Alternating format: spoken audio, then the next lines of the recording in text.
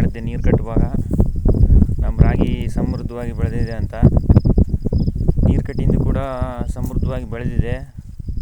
ಆದರೆ ನೀರು ಕಟ್ಟೋಕ್ಕೂ ಮುಂಚೆ ಯಾವುದೇ ರೋಗ ಅಟ್ಯಾಕ್ ಆಗಿದ್ದಿಲ್ಲ.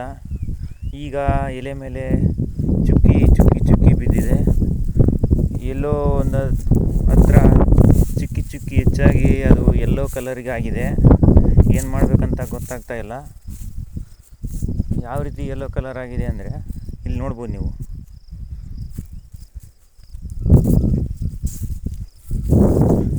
ನೋಡಿ, ಇಲ್ಲಿ ಯೆಲ್ಲೋ ಕಲರ್ ಆಗಿದೆ. ಈ ಥರ ಯೆಲ್ಲೋ ಕಲರ್ ಆಗಿ ಎಲೆ ನೋಡಿ, ಕಾಣಿಸ್ತಾ ಇದೆನಾ? ಚುಕ್ಕಿ ಚುಕ್ಕಿ ಚುಕ್ಕಿ ಆಗಿದೆ ನೋಡಿ, ಎಲ್ಲ ಕಾಣಿಸ್ತಾ ಇದೆಯಲ್ಲ ಇಲ್ಲಿ. ಈ ಥರ ಆಗಿದೆ ನೋಡಿ. ಇದು ಏನು ರೋಗ? ಮೋಸ್ಟ್ಲಿ ಫಂಗಲ್ ಇನ್ಫೆಕ್ಷನ್ ಆಗಿರ್ಬೋದು. ನೀರು ಕಟ್ಟಿಂದೆ ನಾವು ಬಿತ್ತಿಂದೆ ಒಂದು 25ರಿಂದ 30 ದಿನ ನೀರು ಬಿಟ್ಟಿರಲಿಲ್ಲ. ಬಾಡ್ತಾ ಇತ್ತು ಅಂದರೂ ನೀರು ಬಿಟ್ಟಿರಲಿಲ್ಲ. ಸ್ವಲ್ಪ ನಮ್ಮೂರಲ್ಲಿ ಅಂಥ ಈ ರೋಗಗಳು ಇದ್ದಾವೆ ಅಂತಂದು ಹೇಳ್ತಾಯಿದ್ರು. ನಾವೇನು ಯಾವುದೇ ಸ್ಪ್ರೇ ಕೊಟ್ಟಿದ್ದಿಲ್ಲ, ಈಗ ಕೊಟ್ಟಿಲ್ಲ. ನೀರು ಬಿಟ್ಟಿಂದೆ ಈ ಥರ ಚುಕ್ಕಿ ಚುಕ್ಕಿ ಆಗಿದೆ ಎಲೆ ಮೇಲೆ, ನೋಡ್ಬೋದು ಇಲ್ಲಿ ನೋಡಿ, ಕಾಣಿಸ್ತಿದೆನಾ? ಇದಕ್ಕೇನು ಸಜೆಷನ್ ಮಾಡ್ತೀರಿ ಕಮೆಂಟ್ ಮಾಡಿ. ಆದರೂ ರಾಗಿ ಚೆನ್ನಾಗಿದೆ, ಏನು ಅಂತ ಎಫೆಕ್ಟ್ ಏನಾಗಿಲ್ಲ.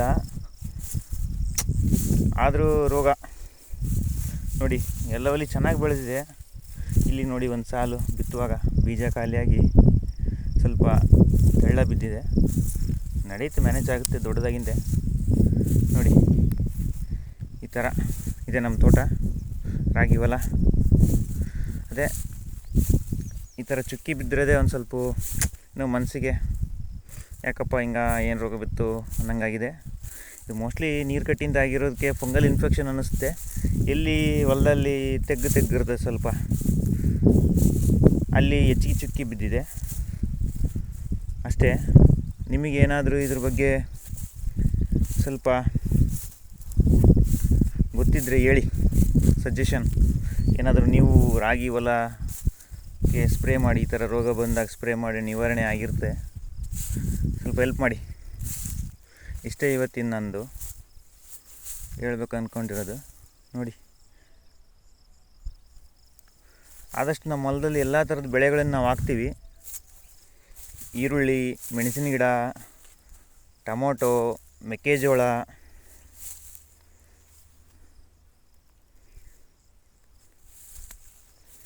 ಗೋಧಿ, ಈ ಥರ ಎಲ್ಲ ನಾವು ಹಾಕ್ತೀವಿ. ಎಲ್ಲ ಬೆಳೆಗಳ ಬಗ್ಗೆ ನಾವು ಅನುಭವ ಇದೆ. ಸೂರ್ಯಕಾಂತಿ, ಶೇಂಗಾ, ಕರೆಕಡ್ಲಿ ಎಲ್ಲ ಹಾಕ್ತೀವಿ. ಎಲ್ಲದರ ಬಗ್ಗೆ ನಾನು ಒಂದು ಸ್ವಲ್ಪ ಅನುಭವ ಇದೆ.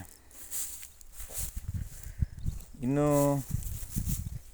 ನಿಮಗೇನಾದರೂ ಈ ರಾಗಿ ಬಗ್ಗೆ, ಈ ರೋಗದ ಬಗ್ಗೆ ಗೊತ್ತಿದ್ದರೆ ಹೇಳಿ, ಕಾಮೆಂಟ್ ಮೂಲಕ ತಿಳಿಸಿ.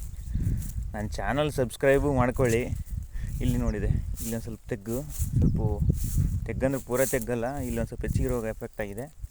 ಇದು ನಮ್ಮ ಗೋಧಿ ನೋಡಿ. ಈರುಳ್ಳಿ, ಮೆಣಸಿನ ಗಿಡ ಹಾಕಿದ್ವಿ. ಅದರಲ್ಲಿ ಮೆಣಸಿನ ಗಿಡ ಒಂದು ಸ್ವಲ್ಪ ಒಲೆ ಹಾಕ್ಲಾಕ್ ಬಂದವು. ಸ್ವಲ್ಪ ಗೋಧಿ ಉಗ್ಗಿವಿ. ಇದು ರಾಗಿ, ಗೋಧಿ ಒಂದೇ ದಿನ ಹಾಕ್ಕೊಂಡು ನೀರು ಕಟ್ಟಿದ್ದೀವಿ. ಗೋಧಿ ಇಷ್ಟಿದೆ, ಹಿಂಗಿದೆ. ಅಲ್ಲಿ ಗೋಧಿಗೇನು ಯಾವುದೇ ಥರದ ಚುಕ್ಕಿ ರೋಗ ಬಿದ್ದಿಲ್ಲ, ರಾಗಿಗೆ ಒಂದೇ ಬಿದ್ದಿದೆ.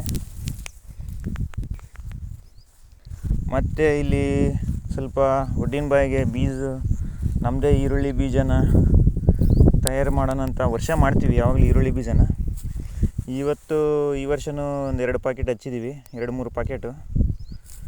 ಇಷ್ಟು ದಿನ ಇದು ಚೆನ್ನಾಗಿತ್ತು. ನೀರು ಬಿಟ್ಟಿಂದ ಇದು ನೋಡಿ, ಜುಟ್ಟು ಒಣಗ್ತಾ ಇದೆ.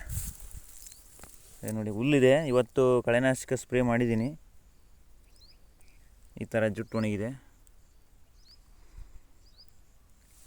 ಆದರೂ ಇದಕ್ಕೂ ಜುಟ್ಟು ಒಣಗಿದ್ದು, ಇದು ಫಂಗಲ್ ಇನ್ಫೆಕ್ಷನ್ ಅನ್ನಿಸುತ್ತೆ ನನಗೆ. ನೀವು ಇದಕ್ಕೂ ಯಾವುದಾದ್ರೂ ಔಷಧಿ ಸಜೆಷನ್ ಮಾಡಿರಿ ಕಮೆಂಟ್ ಮೂಲಕ ಪ್ಲೀಸ್. ಸುಮ್ಮನೆ ವಿಡಿಯೋ ನೋಡಿ ನಮಗೆ ಯಾಕೆ ಬೇಕು ಬಿಡಪ್ಪ ಅಂತ ಬಿಡಬೇಡ್ರಿ. ನಿಮಗೆ ಕಮೆಂಟ್ ಮಾಡೋ ಇಷ್ಟ ಇದ್ದರೆ ಮಾಡಿ, ಸಜೆಷನ್ ಕೊಡಿರಿ ಕಮೆಂಟ್ ಅಂದರೆ ಅಷ್ಟೇ. ಇವತ್ತಿನ ನಂದು ಈ ವಿಡಿಯೋ ನನ್ನ ಅನುಭವ, ನನ್ನ ರಿಕ್ವೆಸ್ಟ್ ಇಷ್ಟೇ. ಪ್ಲೀಸ್ ವಿಡಿಯೋ ನೋಡಿದವರು ನಿಮ್ಮ ಕೈಲಾದರೆ ಅದಕ್ಕೆ ಸಜೆಷನ್ ಕಮೆಂಟ್ ಮಾಡಿ ಪ್ಲೀಸ್. ಇಷ್ಟೇ ನಮ್ಮ ಬೀಸಗಡ್ಡಿ. ಇದೇ ನಮ್ಮ ಮೆಣಸಿನ ಗಿಡದಲ್ಲಿ ಗೋಧಿ, ಇದೇ ನಮ್ಮ ರಾಗಿ. ಇವತ್ತಿನ ಸ್ಪ್ರೇ ಕೊಟ್ಟಿದ್ದೀನಿ ಯಾವಕ್ಕೆ, ಬೀಸಗಡ್ಡಿಗೆ, ಬೀಸದ ಈರುಳ್ಳಿಗೆ, ಕಳೆನಾಶಕ, ಹರ್ಬಿಸೈಡ್. Okay, thank you.